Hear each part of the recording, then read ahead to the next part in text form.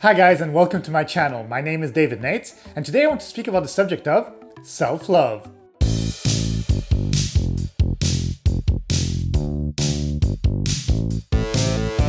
From the moment that anybody is born, we are in constant need of affection. Now, you may think, well, I'm independent, and I don't seek anybody's affection. But think about it. A baby is born completely helpless, and without the help of at least one person caring for it, the baby would never be able to survive to an age where they can take care of themselves.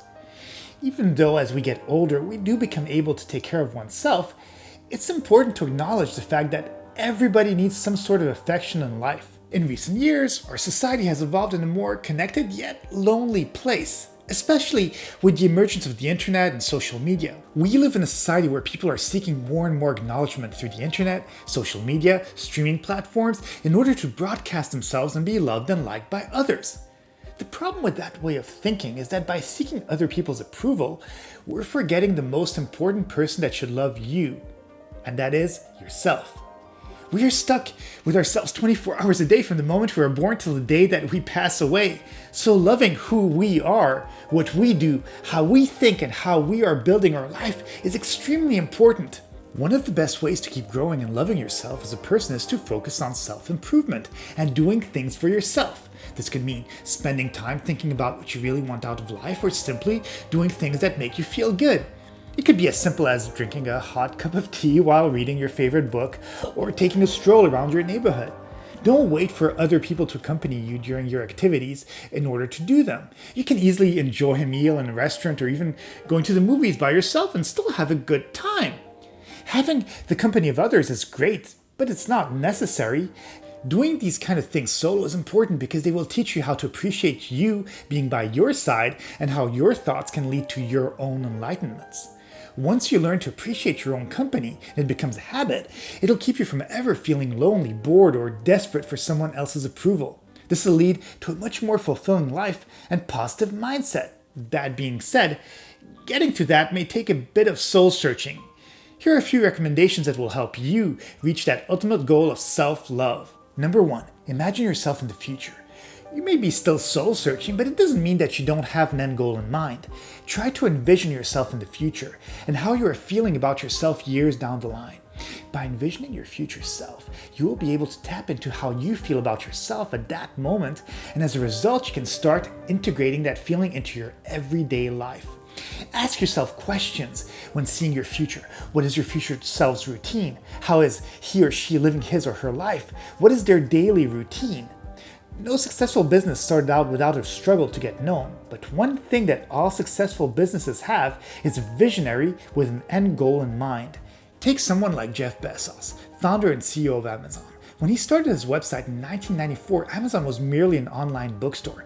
We can't forget that in those days, internet was in its infancy, so nobody could have imagined the importance of being able to buy products straight from the comfort of one's home.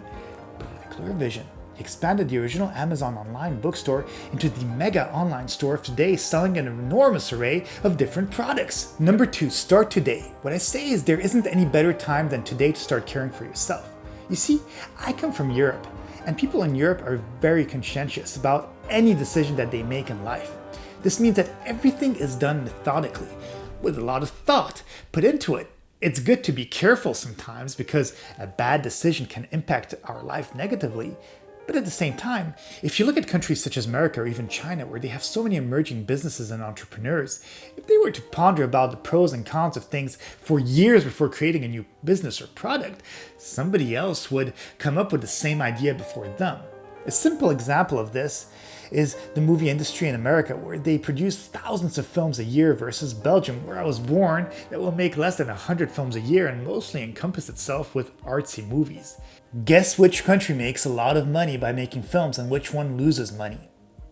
All this is basically to say, if you're feeling goalless, don't wait for tomorrow to start improving yourself.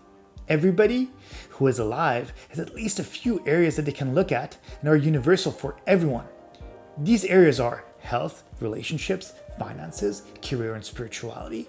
And when I'm talking about spirituality, I'm not talking about religion, but more so to find things that you need to do in order to make yourself happy instead of worrying so much about what the rest of the world thinks of you. Number 3, check in with yourself.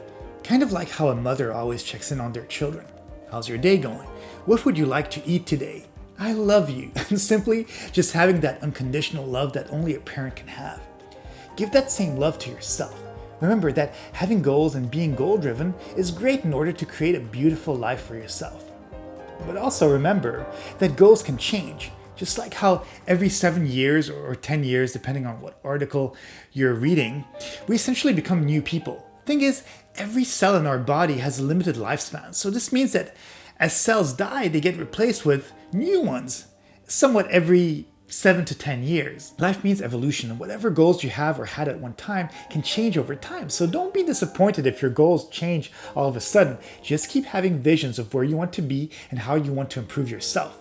Even when you are following the instructions from a GPS, it can make mistakes, or you might see an opportunity that opens up. Sometimes you just have to be open to seeing things and taking these opportunities. Number 4, ask for help from friends and family. I did mention that it's not important what other people think about you and that you need to do you, but I do believe that it's also important to listen to other people's advice, and with the information that you acquire, then you can make your decisions. After all, depending on the situation, being stubborn isn't a good trait. Change is difficult, especially if you've been in a specific pattern for a long time. Setting goals can be a challenge in itself. So sometimes asking to get support from friends, family, therapists, boyfriends, girlfriends is important. The people closest to you are the people that will love and appreciate you the most. So they most probably will take the most time to give you good advice. Nobody in life can do it alone. We're a society which has taken information, inventions, laws, and so many other things from previous generations, building on them to make and create the society that we live in now. Just look around yourself. Most people in current day society are living with more technology, food, information than even the richest people from any previous generation. So what are we complaining about?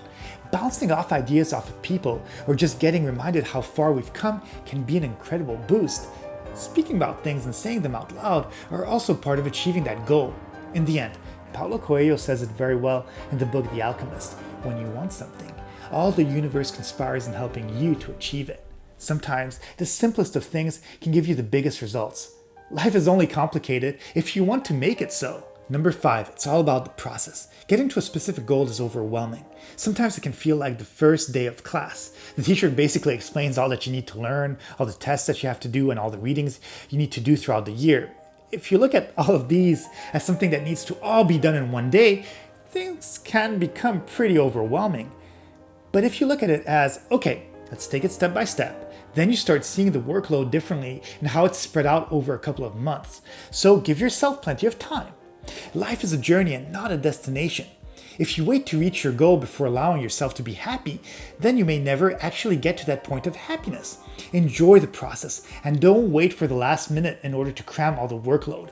In the end, just talk to yourself in a caring way and maybe stop being so tough on yourself or expecting it all to happen overnight. Check in with yourself from time to time and be kind to yourself. Your inner voice should be your number one cheerleader. I hope that you enjoyed this video.